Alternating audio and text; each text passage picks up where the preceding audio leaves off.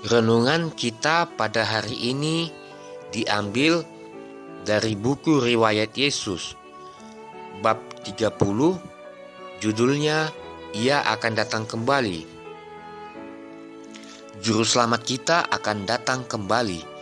Sebelum mengadakan perpisahan dengan murid-muridnya di atas dunia ini, dia sendiri memberikan janji kepada mereka mengenai kedatangannya. Janganlah gelisah hatimu, katanya, di rumah Bapakku banyak tempat tinggal. Aku pergi ke situ untuk menyediakan tempat bagimu. Dan apabila aku telah pergi ke situ dan telah menyediakan tempat bagimu, aku akan datang kembali dan membawa kamu ke tempatku, supaya di tempat di mana aku berada, kamu pun berada. Yohanes 14 ayat 13. Ia tidak meninggalkan mereka dalam kebimbangan mengenai kedatangannya. Apabila Anak Manusia datang dalam kemuliaannya dan semua malaikat bersama-sama dengan dia, maka ia akan bersemayam di atas tahta kemuliaannya. Lalu semua bangsa akan dikumpulkan di hadapannya. Matius 25 ayat 31 dan 32. Dengan amat hati-hati diberikannya peringatan kepada mereka mengenai penipuan. Jadi apabila orang berkata kepadamu, "Lihat, ia ada di padang gurun," janganlah kamu pergi ke situ. Atau, "Lihat, ia ada di dalam bilik," janganlah kamu percaya. Sebab sama seperti kilat memancar dari sebelah timur dan melontarkan cahayanya sampai ke barat, demikian pula lah kelak kedatangan Anak Manusia. Matius 24 ayat 26 dan 27. Peringatan ini bagi kita juga. Dewasa ini guru-guru palsu berkata, "Lihatlah, dia ada di padang gurun," dan beribu-ribu orang pergi ke padang gurun berharap dapat menemukan Kristus. Dan beribu-ribu orang yang mempunyai hubungan dengan dunia roh-roh orang mati berkata, "Lihatlah, dia ada di balik rahasia." Inilah pernyataan dari spiritualisme. Tetapi Kristus berkata, "Janganlah kamu percaya, sebab sama seperti kilat memancar dari sebelah timur dan melontarkan cahayanya sampai ke barat, demikian pula lah kelak kedatangan Anak Manusia."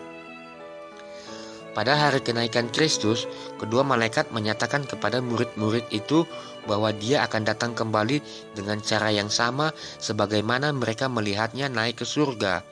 Kisah 1 ayat 11. Ia naik dalam tubuh dan mereka melihat dia waktu dia meninggalkan mereka dan diterima dengan awan-awan. Ia akan kembali di atas awan putih dan besar, dan setiap mata akan melihat dia. Wahyu 1 ayat 7. Hari dan jam kedatangannya yang tepat tidak dikatakan. Kristus mengatakan kepada murid-muridnya itu bahwa dia sendiri tidak mengetahui jam dan ketikanya kedatangannya yang kedua kali. Tetapi disebutkannya kejadian-kejadian tertentu yang dengan itu mereka dapat kapan kedatangannya yang segera. Dan akan ada tanda-tanda, katanya, pada matahari dan bulan dan bintang-bintang. Lukas 21 ayat 25. Dan lebih tandas dikemukakannya, matahari akan menjadi gelap dan bulan tidak bercahaya, dan bintang-bintang akan berjatuhan dari langit dan kuasa-kuasa langit akan goncang. Matius 24 ayat 29. Mengenai bumi dikatakannya akan ada, dan di bumi bangsa-bangsa akan takut dan bingung menghadapi deru dan gelora laut. Orang akan mati ketakutan karena kecemasan berhubungan dengan segala apa yang menimpa bumi ini. Lukas 21 ayat 25 dan 26.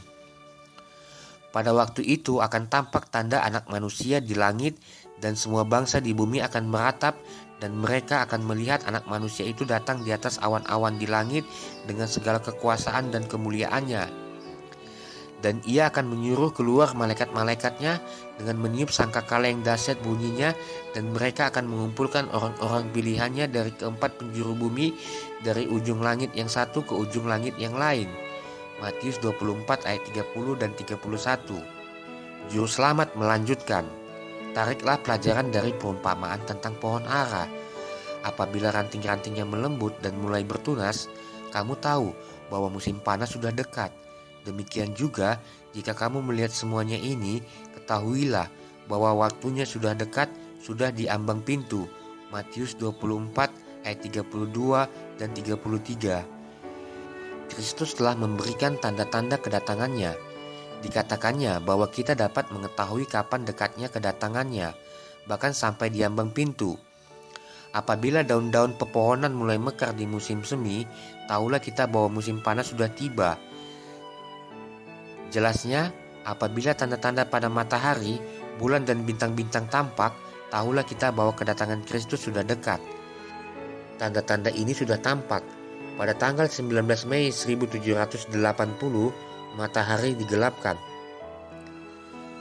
Hari itu dikenal dalam sejarah sebagai hari gelap. Di bagian timur Amerika Utara, kegelapan lebih hebat sampai-sampai di beberapa tempat orang harus menyalakan lilin pada siang hari. Hingga lewat tengah malam, walaupun bulan penuh, tetapi tidak bercahaya. Banyak orang yang yakin bahwa hari penghukuman sudah tiba.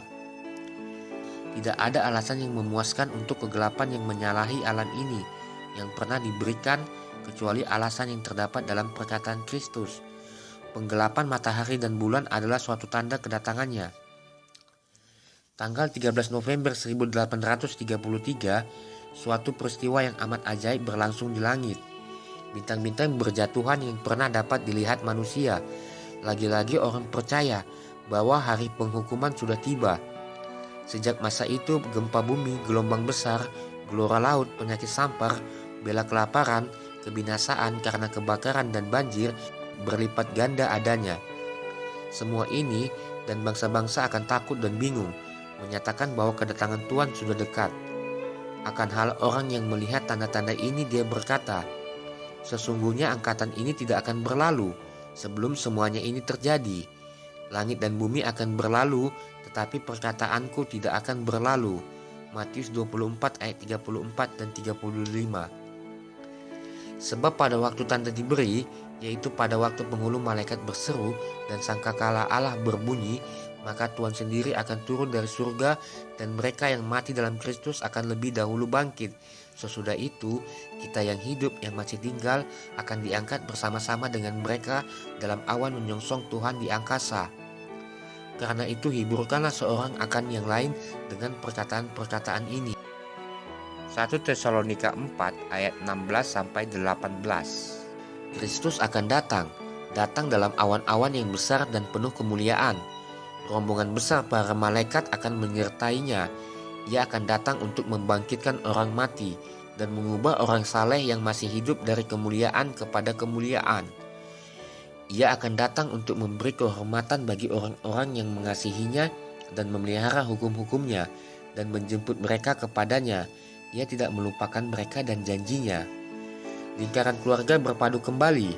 Apabila kita memandang anggota keluarga kita yang telah mati, kita dapat memikirkan pagi yang cerah saat bunyi sangkakala Tuhan menggema. Apabila orang-orang mati akan dibangkitkan dalam keadaan yang tidak dapat binasa dan kita semua akan diubahkan. 1 Korintus 15 ayat 52. Masa itu sudah dekat, tidak lama lagi kita akan melihat Raja dalam keindahannya. Tidak lama lagi dia menghapuskan segala air mata dari mata kita. Tidak lama lagi dia akan membawa kita tak bernoda dan penuh kegembiraan di hadapan kemuliaannya. Yudas 24. Oleh sebab itu, bila mana dia memberikan tanda-tanda kedatangannya, dia berkata, apabila semuanya itu mulai terjadi, bangkitlah dan angkatlah mukamu, sebab penyelamatanmu sudah dekat. Lukas 21 ayat 28. Demikianlah renungan kita pada hari ini yang diambil dari buku Riwayat Yesus, bab 30, judulnya Ia akan datang kembali. Sampai jumpa di renungan berikutnya. Shalom, Tuhan memberkati.